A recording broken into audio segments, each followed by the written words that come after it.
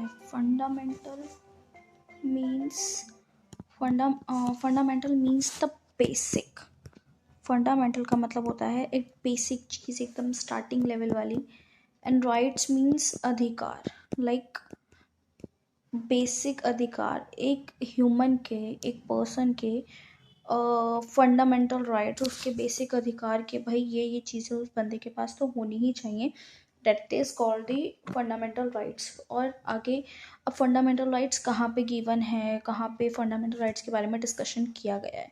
तो fundamental rights जो हैं इनको दिया हुआ है as part third of the Indian constitution. Indian constitution के पार्ट थर्ड में फंडामेंटल राइट्स को दिया हुआ है और इसको डिफाइन किया हुआ है आर्टिकल्स में। Articles 12 to 35, these are the articles जिसमें फंडामेंटल राइट्स के बारे में बताया गया है। अब ऑब्वियसली के आर्टिकल्स इतने सारे हैं फंडामेंटल राइट्स के लिए, बट हम धीरे धीरे करके इसके आर्टिकल्स के बारे में डिस्कस करेंगे। एंड ओके, सो ये तो फंडामेंटल राइट्स होते हैं, हर एक व्यक्ति का बेसिक अधिकार, उसकी बेसिक नीड्स, उसको हाँ ये राइट है कि उस बंदे को भी एक राइट है, जैसे कि हो गया राइट टू इक्वालिटी, सबके लिए लॉज इक्वल होने चाहिए, हर पर्सन के लिए, हर किसी इंसान को एक ही तरीके से ट्रीट किया जाए, हर किसी को फ्रीडम होनी चाहिए। ये सब चीज़ें फंडामेंटल राइट्स में बताई जाती हैं। उसके बाद सम ऑफ देम आर अवेलेबल, कुछ फंडामेंटल राइट्स होते हैं जो अवेलेबल होते हैं सिटीजन्स को। ठीक है, फंडामेंटल राइट्स अब अवेलेबल किस किस को होते हैं? Fundamental rights available for the citizens को फंडामेंटल राइट्स होते हैं। ठीक है, और फॉरेनर्स को होते हैं, फॉरेनर्स को भी फंडामेंटल राइट्स कुछ एक फॉरेनर्स के लिए भी फंडामेंटल राइट्स हैं। एंड लीगल पर्सन्स के लिए फंडामेंटल राइट्स हैं। लीगल पर्सन्स जैसे कि लाइक कॉरपोरेशंस हो गए एंड कंपनीज हो गई। कुछ राइट्स जैसे कुछ, अब ऐसा नहीं है सारे राइट्स हैं, कुछ राइट्स सिटीजन्स को मिलते हैं and some of the rights are legal persons वगैरह वगैरह को कुछ राइट्स दिए जाते हैं। कुछ राइट सिटीजन्स एंड फॉरेनर्स को अलाउड हैं, कुछ राइट्स लीगल पर्सन्स को अलाउड हैं, जैसे कि कंपनीज हो गई, कॉरपोरेशंस हो गए, इस तरीके से। उसके बाद कुछ फंडामेंटल राइट्स को सस्पेंड भी किया जा सकता है। सस्पेंड किया जाने का मतलब होता है कुछ फंडामेंटल राइट्स ऐसे हैं जिन्हें एक टाइम पे हटा दिया जाता है, जिनका कोई रेलेवेंट नहीं रह जाता। जैसे कि कौन कौन से फंडामेंटल राइट्स होते हैं, जैसे कि आर्टिकल 20 है एंड आर्टिकल 21 है। आर्टिकल 20 इज ठीक है, तो आर्टिकल 20 जो है वो है जैसे कि respect of conviction for offences में कुछ हो गए, इंसान की life and personal liberty article 21 में डिफाइन है। तो ये कुछ राइट्स हैं जो सस्पेंड नहीं किए जा सकते। ठीक है, जिन्हें आप नहीं हटा सकते। वैसे तो आप जो फंडामेंटल राइट्स उनको हटाया जा सकता है, सस्पेंड किया जा सकता है ऑन द बेसिस ऑफ, नहीं actually on the grounds of, कब आप जो है इन फंडामेंटल राइट्स को हटा सकते हैं on the grounds of national emergency. जब भी कुछ नेशनल इमरजेंसी की सिचुएशन आती है या इस टाइप का कुछ होता है, तो उस टाइम पे फंडामेंटल राइट्स आर्टिकल 20 एंड 21 को छोड़कर आप फंडामेंटल राइट्स को, बाकी सारे के सारे फंडामेंटल राइट्स को सस्पेंड कर सकते हैं, हटा सकते हैं। नेशनल इमरजेंसी के केस में 20 एंड 21 को छोड़ के सारे के सारे फंडामेंटल राइट्स जो हैं वो वर्क नहीं करते हैं, वो राइट्स पर्सन पर अवेलेबल नहीं होते हैं। उसके बाद एक आर्टिकल है 19। Article 19 is the article for freedom, regarding freedom के लिए ये आर्टिकल दिया जाता है। That will be discussed in the next videos. Okay, तो आर्टिकल 19 कब कब सस्पेंड किया जा सकता है? आर्टिकल 19 जो है वो सिर्फ तभी सस्पेंड हो सकता है जब इमरजेंसी डिक्लेयर होती है on the grounds of the war और external aggression.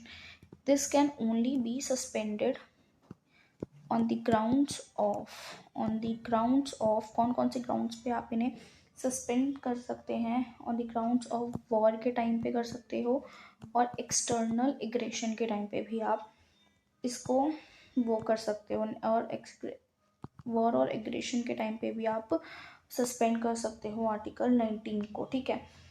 That is external emergencies हो गई जैसे कि, हाँ, लेकिन आप कभी भी आर्टिकल 19 के बेसिस पे आप सस्पेंड नहीं कर सकते। आर्टिकल 19 आर्म्ड रेबेलियन के केस में सस्पेंड नहीं किया जा सकता। आर्म्ड रेबेलियन के केस में, जैसे कि कुछ भी आपका इंटरनल एग्रेशन चल रहा है, इंटरनल इमरजेंसी है या इंटरनल वॉर चल रही है, इन सब की चीज़ों के केसेस में आप आर्टिकल 19 को सस्पेंड नहीं किया जा सकता। Okay, so this is the overview of article, actually not article, it is the overview of fundamental rights के फंडामेंटल राइट्स क्या होते हैं, फंडामेंटल राइट्स किस किस को दिए जाते हैं, ठीक है, कहाँ से कहाँ तक फंडामेंटल राइट्स दिए हुए हैं और सस्पेंडेड कहाँ कहाँ हैं आर्टिकल 20 and 21 के बारे में, और 19 भी आप कब कब जो है वो उसको सस्पेंड कर सकते हो। उसके बाद हम डिस्कस करते हैं जैसे basic article, that is article 14। Article 14 article 14 says that equality before law and equal protection of law, equality before laws and equal protection of laws, this is what article 14। so ये क्या कहता है कि भाई जो हमारी गवर्नमेंट है जो हमारी सरकार है वो, और जो हमारा इंडियन कॉन्स्टिट्यूशन है वो ये कहता है कि भाई जो राइट्स हैं, जो फंडामेंटल राइट्स हैं वो सबको इक्वली मिलने चाहिए। हर पर्सन्स का राइट होता है, उसका अधिकार होता है कि उसको वो फंडामेंटल राइट्स दिए जाएं, वो उनका यूज़ कर सके और सबके लिए जो चीज़ें हों वो बराबरी वर्क करें। तो उसके लिए आर्टिकल 14 कहता है कि इक्वालिटी बिफोर लॉज, आपके लिए लॉज सबके लिए एक समान होगा और इक्वालिटी, और आपको हम उसी वे में एकदम इक्वल प्रोटेक्शन भी देंगे। इसका सिंपल सा यही मतलब है। दैट सेज दैट, जैसे आर्टिकल 14 है, मैं यहाँ पे लिखती हूँ, that says that state shall not deny,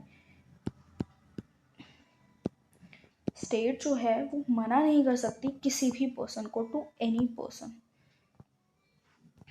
equality before law के लिए, ठीक है, इक्वालिटी बिफोर लॉ के लिए, इक्वालिटी बिफोर लॉ और the equal protection of law, और the equal protection of laws it within the territory of India, ठीक है। ये क्या है, ये है आपका equality before laws and equal protection of laws, ठीक है। उसके बाद कि भाई सबको मिलना चाहिए, ये जो प्रोविज़न है ये इवन हमारे फॉरेनर्स को भी दिया जाता है, फॉरेनर्स को दिया गया जाता है, सिटीजन्स को दिया जाता है जो हमारे इंडियन सिटीजन्स हैं। और इसमें जो पर्सन है, और पर्सन मीन्स, और पर्सन में इंक्लूड कौन कौन होता है, आर्टिकल 14 के लिए लीगल पर्सन्स भी इंक्लूड किए जाते हैं।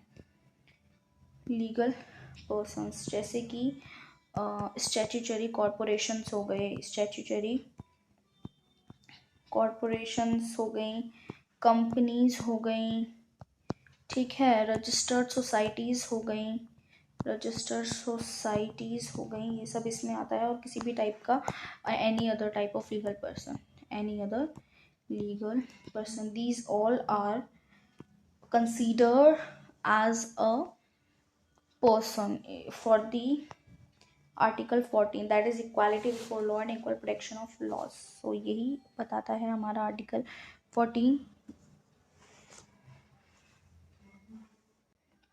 ओके, बाकी इसमें कुछ एक्सेप्शंस भी हैं, इसके कुछ एक्सेप्शंस हैं, but that is not for relevant, बाकी हम उसको आगे डिस्कस कर लेंगे उन एक्सेप्शंस के बारे में।